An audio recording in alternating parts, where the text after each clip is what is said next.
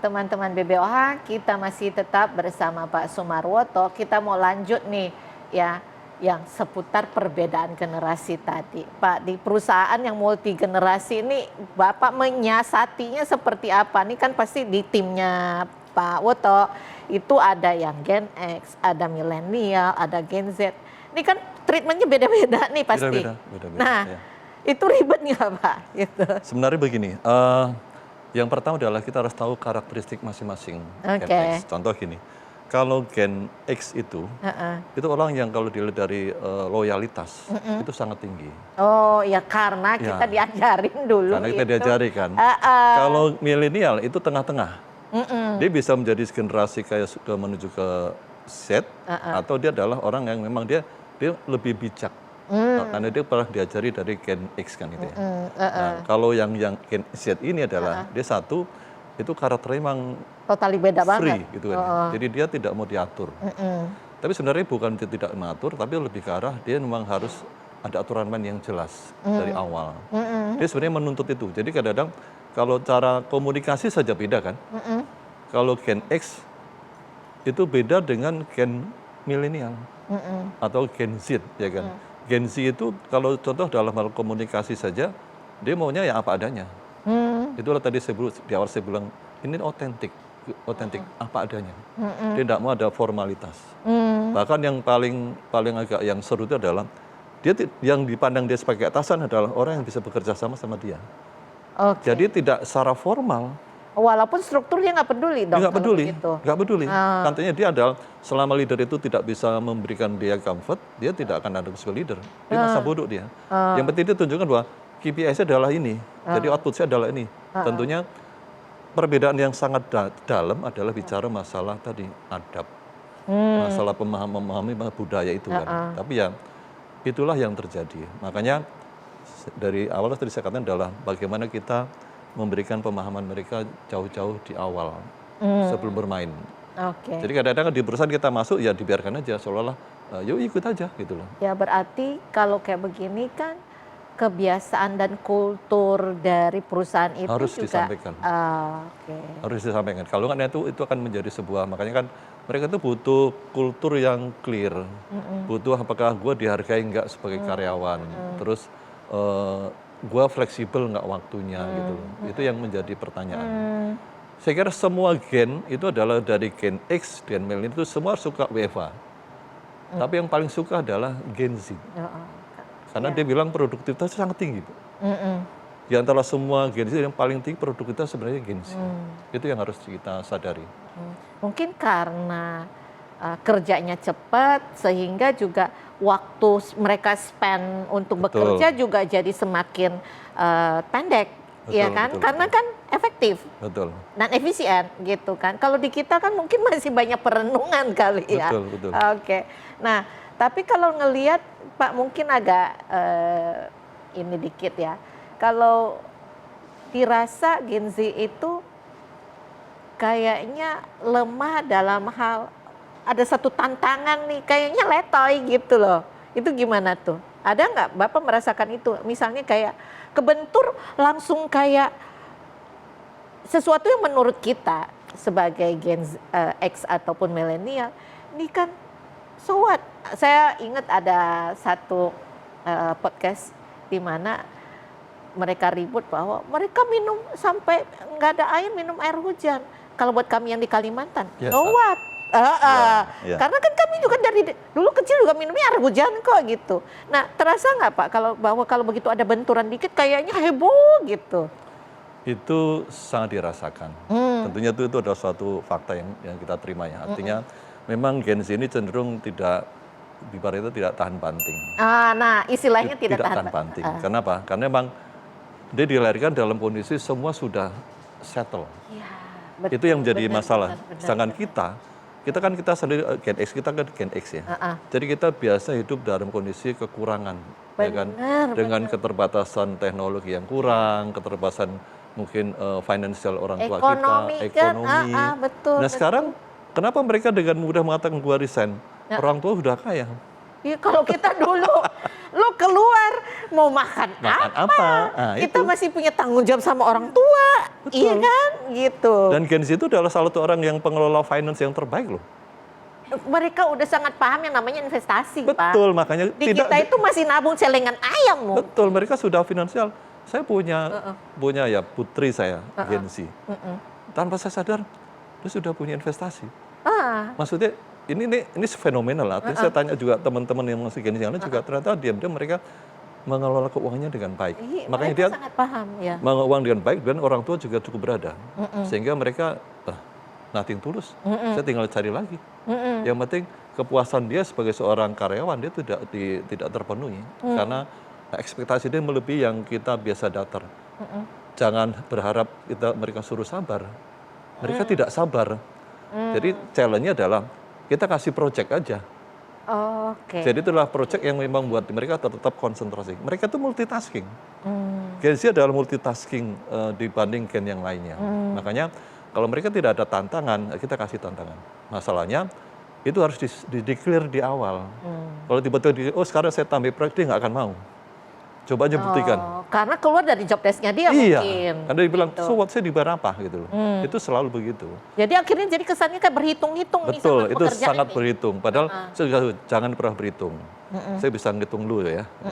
Makanya jangan pernah berhitung. Tapi mereka tidak mengenal itu. Karena mereka adalah dia spending time yang paling tepat, paling sempurna adalah Gen Z. Jam 5 tet pulang. Dia nggak peduli atasan butuh apa, dia akan pulang. Tapi itulah.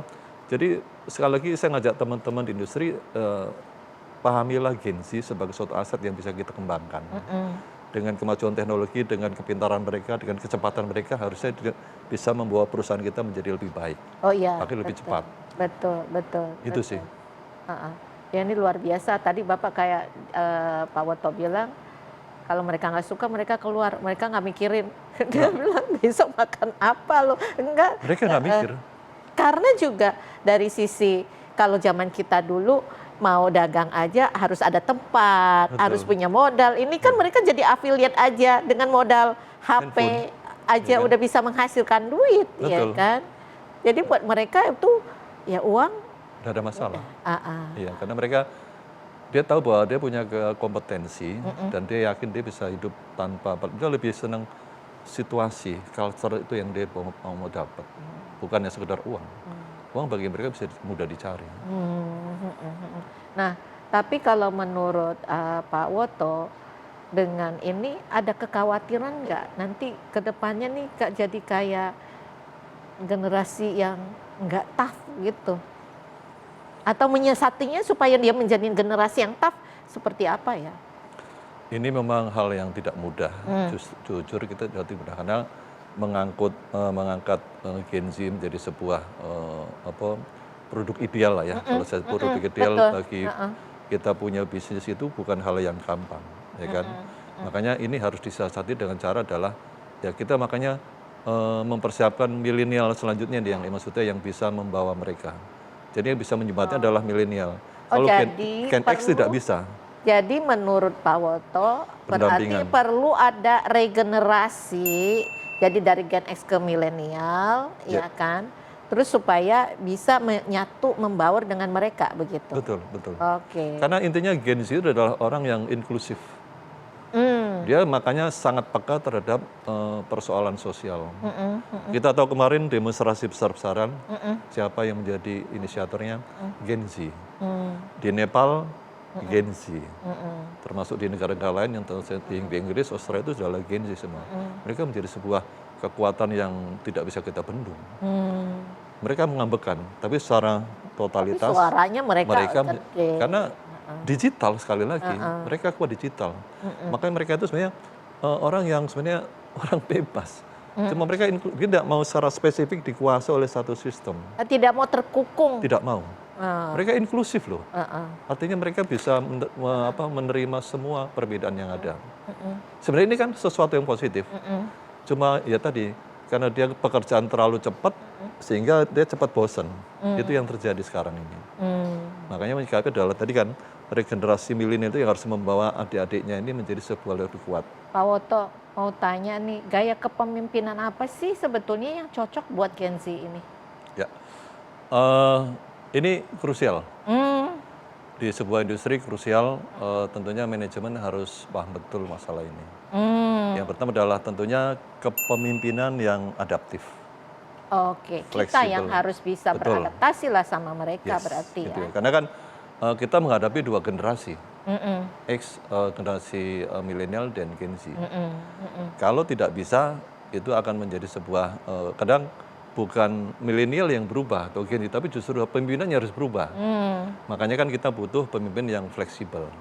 Oke. Jadi kita bisa mengatur masalah, harus bisa bicara masing-masing. Contoh gini, kalau kita punya Gen X atau Gen baby boomers bahkan ya. Jadi kalau contoh dari awal dulu baby boomers kan orangnya memang lebih wisdom gitu ya. Oh iya. Kita mungkin taruh sebagai advisor, ya kan, nggak mungkin di sisi operasional, apalagi memutuskan. Oh, Itu sesuatu yang harus hati-hati karena mereka lebih banyak terbawa masa lalu kan.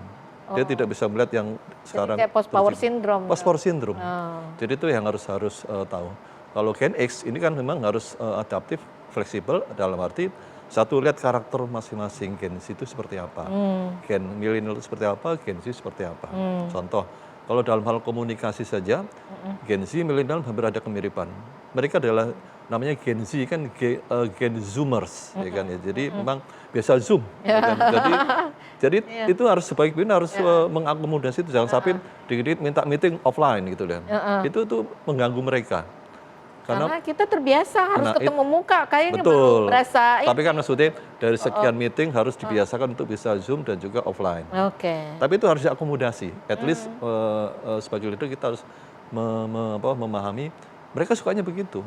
Nah beda sama milenial, dia bisa Zoom, bisa on ya, karena dia alih antar generasi dari analog ke digital kan.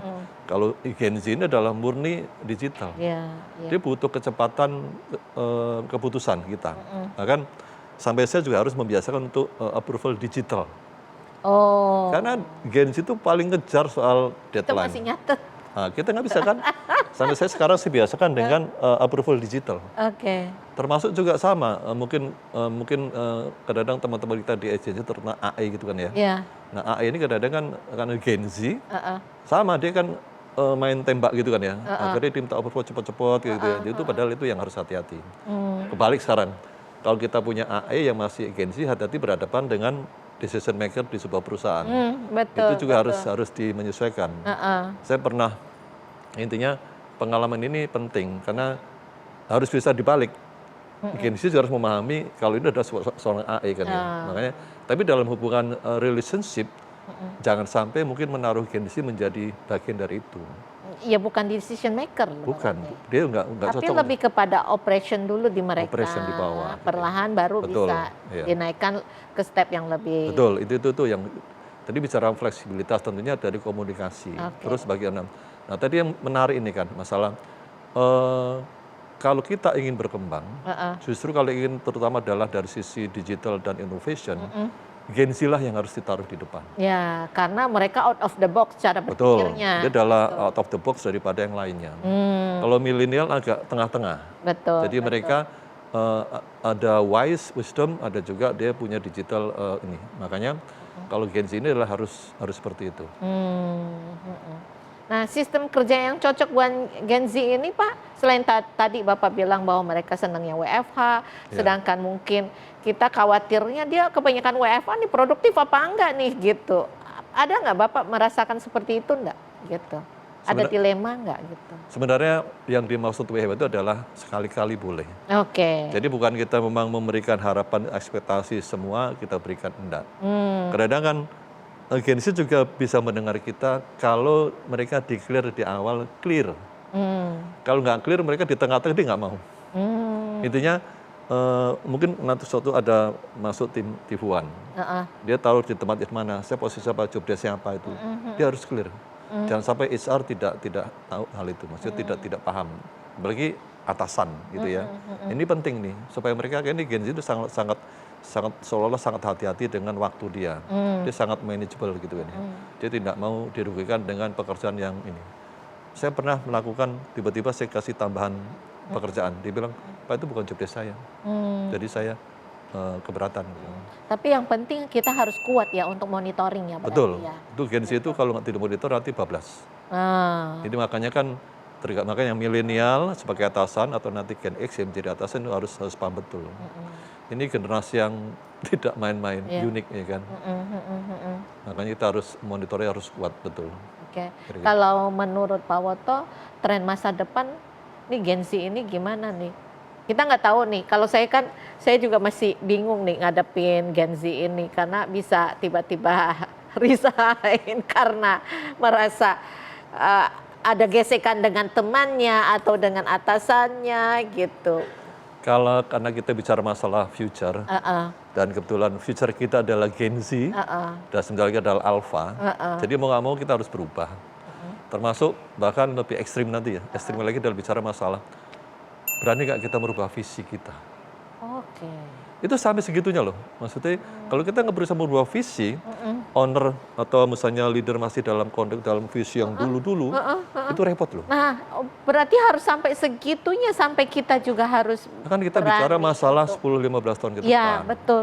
Bisa jadi nanti setiap 10 tahun kita harus merubah visi kita. Oke. Tidak malu kok maksudnya, tidak ada masalah bagi saya. Karena bagi saya adalah, ini mau survive atau enggak? Ada ini perusahaan. Bagaimana kalau TV One tiba-tiba ingin kekeh dengan pendapat leader yang sekarang, misalnya atau dengan komisaris, misalnya dengan manajemen, akan ketinggalan loh. Ini eranya era Gen Z dan ingat tadi kue demografinya makin melebar, sekarang 28% di Indonesia, ya kan 70-80 juta, mungkin sekarang 75 juta, kita nggak tahu. Itu yang harus kita pikirkan dan tentunya adalah untuk Gen Z adalah harus penuh tahun penuh inovasi. Karena mereka jago out of the box dalam hal teknologi dan termasuk dalam inovasi yang kita ciptakan secara kontinu. Makanya R&D punya peranan penting. R&D program, R&D apapun, berikan kesempatan pada Gen Z mikirin. Jangan milenial, jangan X apalagi. Sampai segitunya ya Pak, sampai visi dan misi itu juga kita harus bisa ibaratnya beradaptasi dengan Gen Z ini. Karena itu menjadi satu tolak ukuran mereka. Kan tadi saya bilang bahwa mereka adalah yang paling diperhatikan Gen Z pada waktu masuk perusahaan adalah culture perusahaan. Bukan karena dia mau kerja, bukan. Makanya kan dia bilang, kalau culture-nya adalah baru ngadopsi yang lama-lama, dia nggak akan mungkin bertahan lama. Ya, udah nggak bisa lagi bilang zaman gue dulu. Oh, nggak bisa. Zaman saya dulu udah nggak bisa ngomong begitu ya. Itu dulu Bapak, nggak ada handphone, nggak ada iPad. Sekarang udah canggih. Bener. Itu kita makanya kenapa kita harus update sebagai Gen X. Kira-kira gitu Mbak Lini. Terima kasih banyak Pak Woto ya. Ini nggak terasa sudah ini nih berakhir nih sesinya kita di sini. Tapi banyak hal yang saya pelajari dari Pak Woto yaitu harus bisa beradaptasi dengan Gen Z. Ini juga jadi catatan buat saya pribadi Pak. Dan saya juga nggak bisa mengatakan zaman gue dulu, iya kan? Ini pada ketawa-ketawa nih di sini nih. Soalnya saya kalau ngomelin anak-anak, lah ini aja nggak bisa zaman gue dulu. Pantesan kagak didengar. Terus sampai harus bisa visinya itu harus dilihat kembali. Masih relevan nggak sama sekarang ini? Bisa nggak merujuk kepada 15 tahun ke depan? Karena kita memiliki Gen Alpha ini. Kalau nggak nanti apapun produksinya, R&D akan pegang peranan penting. R&D dalam hal apapun ya. Produk, ya kan, manajemen, organisasi itu penting. Wah, ya jadi peranannya R&D itu lebih besar lagi. Dulu mungkin terkadang kan R&D sekedar jadi kayak syarat aja ya. Setelah itu simpan di dalam laci semua laporannya. Sekarang nggak bisa. Karena itu menjadi dasar buat kita untuk berubah dan beradaptasi begitu ya. Sip. Makasih banyak ya Pak Woto buat ilmunya. Kita belajar banyak hari ini. Dan saya berharap kita bisa belajar lebih banyak lagi dengan Pak Woto di kesempatan yang akan datang. Terima kasih juga sudah diundang oleh TV One. Makasih banyak, thank you ya.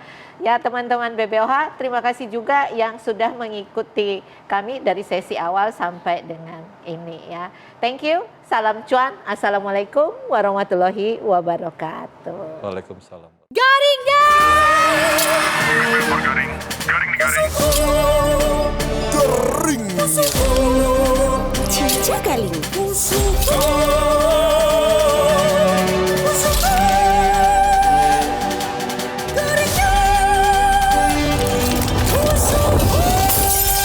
suka. Dipilih dari singkong terbaik, hasilkan keripik singkong tergaring. Garingnya tiada banding.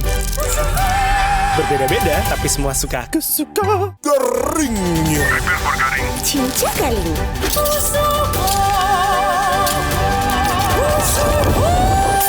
Keripik singkong tergaring. Garingnya tiada banding. Berbeda-beda, tapi semua suka. Kesuka